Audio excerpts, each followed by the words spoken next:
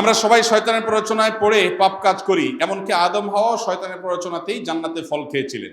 প্রশ্ন হলো, শয়তান তাহলে কার প্ররোচনায় সেদিন আদমকে সিজদা করে নাই? জটিল প্রশ্ন।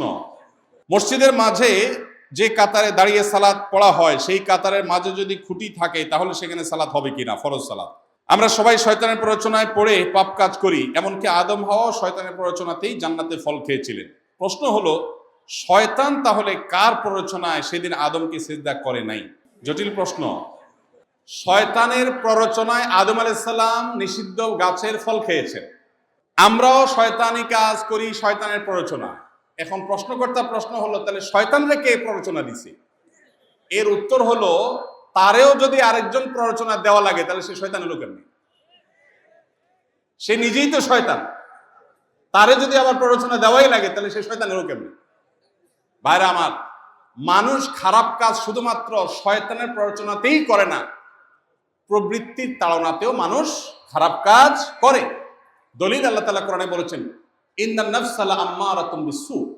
মানুষের প্রবৃত্তি এটা মানুষকে অনেক সময় খারাপ কাজের প্রতি নির্দেশ করে।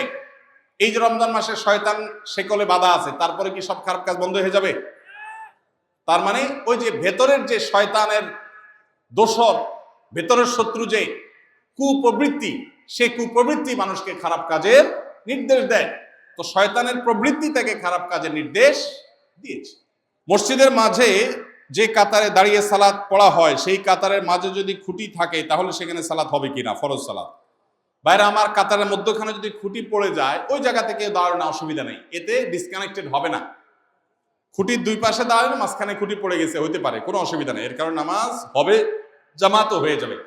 তবে মসজিদ নির্মাণের সময় খুঁটি যদি এমন কোনো জায়গায় ফেলানো যায় যেখানে ওইটার বরাবর জুতার র্যাক ইত্যাদি রাখা হয়, তাহলে সবচেয়ে ভালো, হাঁটা চলার জন্য জায়গা ফেলে।